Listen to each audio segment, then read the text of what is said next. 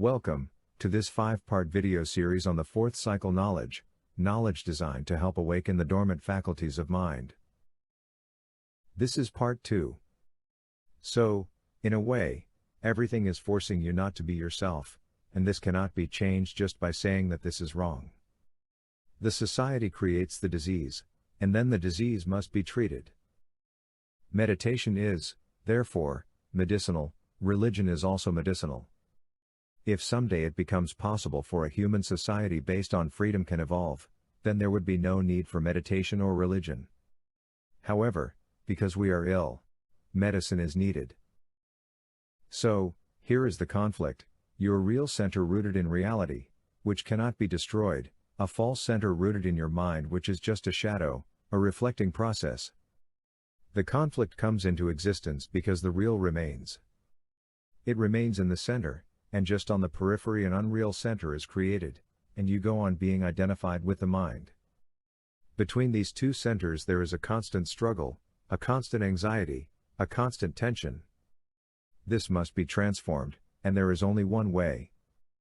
The false must disappear, and the real must be given its place. You must be again grounded into your center, into your being. Otherwise you will be in anguish. The false can disappear. The real cannot disappear unless you die. While you are alive, the real will be here. The society can do only one thing: it can push it deep down. And it can create a barrier so that even you become unconscious of it. Can you remember any moment in your life when you were spontaneous, when you just lived in the moment, when you were living yourself and you were not following someone else? The real center can function only when you are spontaneous and free. Western psychology thinks that the mind can be healthy. The mind, as it is, can be treated and helped. Because for Western thinking there is no transcendence. As there is nothing beyond mind. Transcendence is possible only if there is something beyond, so that you can live in your present state and move further. But if there is no beyond, and the mind is the end, then transcendence is impossible. If you think you are just a body, then you cannot transcend your body, because who will transcend? And to where will you transcend? If you are simply the body, then you cannot go beyond the body. If you can go beyond the body, that means you are not simply the body, but the body plus. That plus becomes the dimension to move into. The mind is bridging an abyss, an impossible abyss. The body is to die, and you have something, X, within you which is deathless. So, this is a basic conflict with everyone, or at least with those who have become aware. They may or may not speak of it, but there is a basic anxiety. This anxiety, this conflict is the conflict of the mind. The mind is between two opposites, between a mortal body and an immortal soul, between the finite and the infinite, the limited and the unlimited. That is one thing. Secondly, mind is a process, not a thing.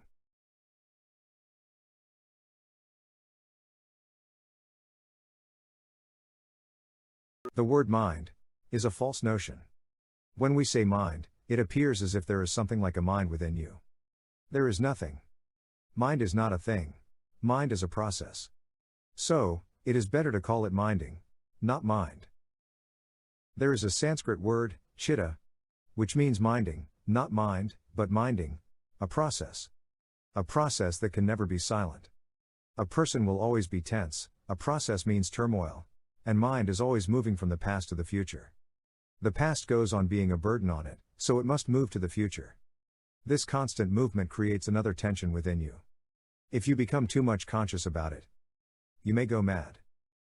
So, that is why we are always engaged in something or other. We do not want to be unoccupied.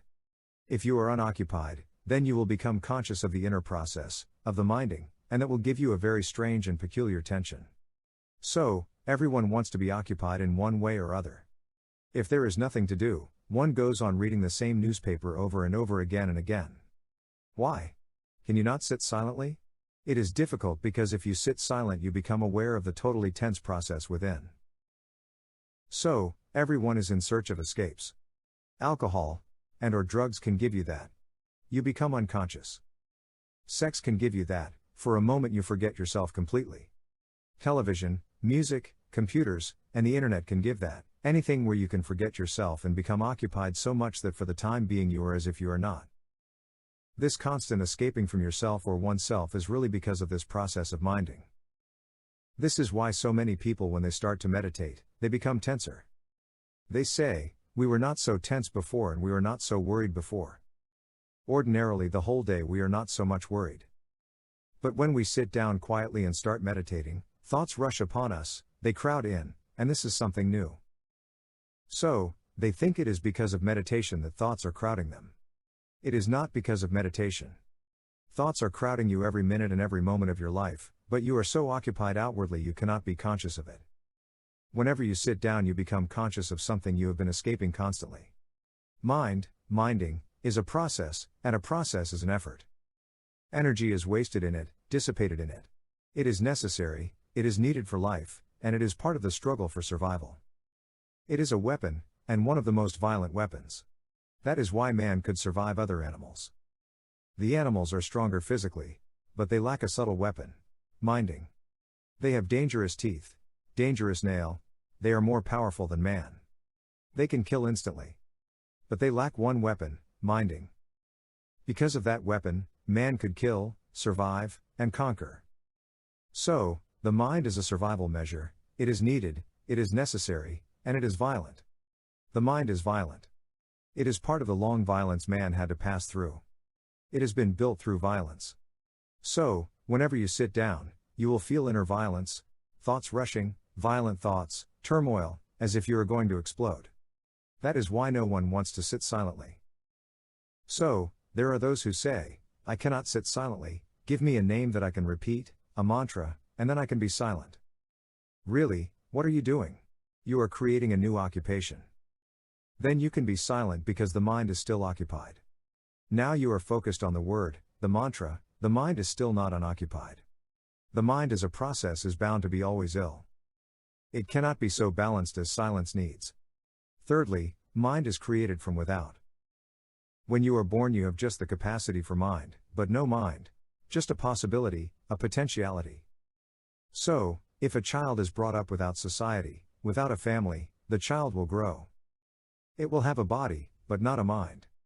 It will not be able to speak any language, it will not be able to think in concepts, it will be like any animal. Society trains your capacity into an actuality. It gives you a mind. That is why a Hindu has a different mind than a Muslim. Both are men, but their minds are different. A Christian has a mind different than both of these men. These minds are different, because different societies have cultivated them with different purposes, different goals. Going beyond the mind is the only way to be inwardly happy and healthy, to be whole. Then move in the mind and use this mind, then your mind becomes the instrument, and you are not identified with it. So, two things. Either you are identified with the mind, this is illness, or you are not identified with the mind, and then you use it as an instrument, and then you are healthy and whole. Your mind is not yours, it comes from your parents. Who are you? You were born as a pure consciousness. Be skeptical and doubting about your mind, do not trust it. To know the truth means to know that which is neither born nor dies, that eternal element which is always present. Remember this, mind movement, needs breath movement. Mind moving fast, needs fast movement and breath. Man has a center, man can live without knowing his center, but man cannot be without a center, but he lives off of it, off center. The center is the link between man and God. It is the root. When we are born, we are rooted in a particular spot, in a particular chakra, center, and that is the navel, but we have forgotten this center, or we have never remembered it. If you close your eyes to feel where you are, immediately you will feel you are in your head. You are not there. Because when for the first moment you entered life in your mother's womb, when the male and female atoms met, there was no head. In that first meeting of two alive sex cells, you were created. The head came later, but your being was there. Where is that being? It is not in your head. Really, it is nowhere or everywhere in your body. You cannot pinpoint where it is. And the moment you pinpoint it, you have missed the whole thing. It is everywhere. Your life is everywhere, it is spread out all over you. If you follow it, you will have to go to the very ends of the universe, it is everywhere. With the identification that I am my mind, everything becomes false. We become unreal because this identity is false. Why does humanity, human being, become false and unreal with the mind? Because mind is a reflecting phenomenon. And we are living in the mind. Living in the mind is as if someone is living in a mirror. In the night, if you go to a lake, and the lake is still, no ripples, the lake becomes a mirror. You can look at the moon in the lake, but that moon is false, just a reflection. The reflection comes from the real, but the reflections are not real. Mind is just a reflecting phenomenon.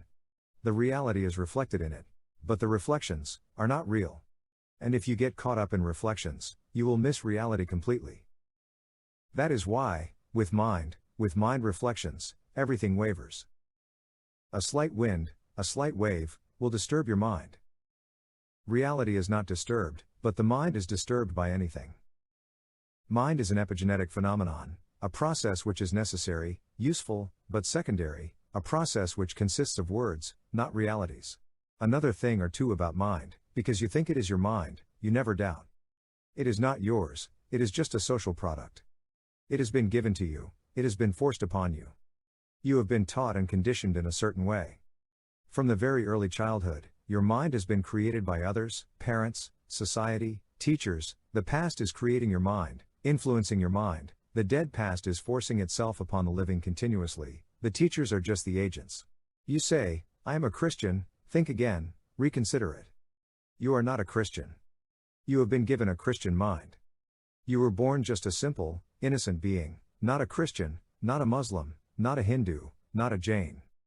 But you were given a Christian mind, a Hindu mind. You were forced, engaged, imprisoned in a particular condition, and then life goes on adding to this mind, and this mind becomes heavy, very heavy on you. You cannot do anything, the mind starts forcing its own way upon you. Your experience is being added to the mind. Constantly your past is conditioning your very present moment. If I say something to you, you are not going to think about it in a fresh way, in an open way. Your mind, your old mind, your past will come in between, and will begin to talk and chatter for or against. Remember, your mind is not yours, your body is not yours, it came from your parents. Who are you?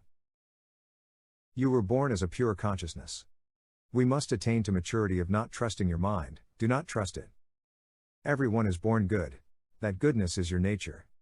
It is the case. You are already good. You need a natural growth, you do not need any imposition. If anger is there, if sex is there, if greed is there, they are also good.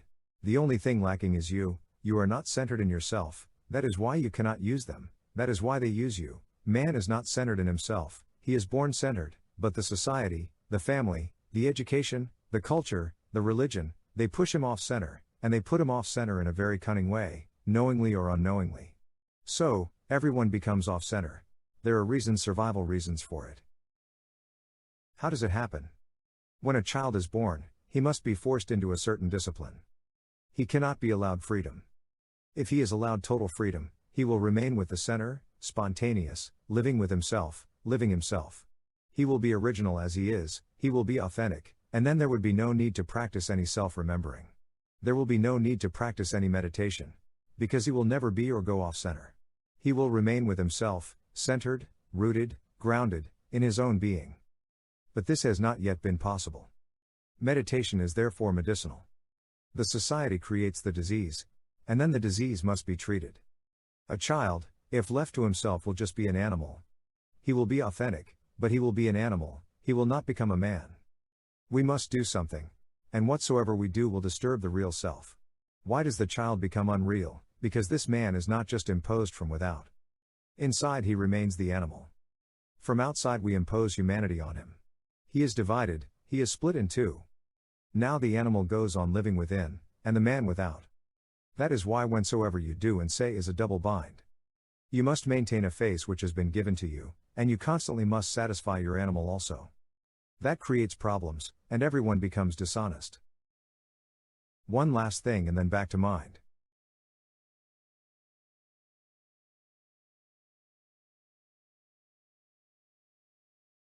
Basically, and foremost, your mother has been the instrument of forcing you to be unreal. She has made you whatsoever you are. If you are a hell, she has a part in it, the greatest part. If you are miserable, your mother is there, somewhere hidden in you. Because the mother is giving you birth, she has brought you up. Or really, she has brought you down, from your reality, she has falsified you. The first untruth happened between you and your mother, the first lie happened between you and your mother, the first lie. Even when there is no language, and the child cannot speak, he can lie. The child sooner or later becomes aware that many of his feelings are not approved by his mother. Her face, her eyes, her behavior, her mood, everything shows that something in him is not accepted, not appreciated. Then he started suppressing. Something is wrong, there is no language, yet his mind is not functioning but his whole body starts suppressing. Then he begins to feel that something somewhere is unappreciated by the mother. If the mother leaves him, he will die. His whole existence is centered on the mother. Everything the mother shows, does, speaks, behaves is significant. If the child smiles, and the mother loves him, and gives him warmth and smiles, and hugs him, he is learning politics and how to be false, how to live a lie. He will smile while there is no smile in him, because now, he knows he can persuade the mother. He will smile a false smile, then the liar is born, the politician has come into existence. Now he knows how to falsify, and this he learns in his relationship with his mother. This is the first relationship with the world. When he will become aware of his misery, of his hell, of his confusion, he will find that his mother is hidden somewhere. Thank you for watching and viewing part 2 of the knowledge from the fourth cycle. This has been Man and His Bodies. Part 3 is next. Meditation.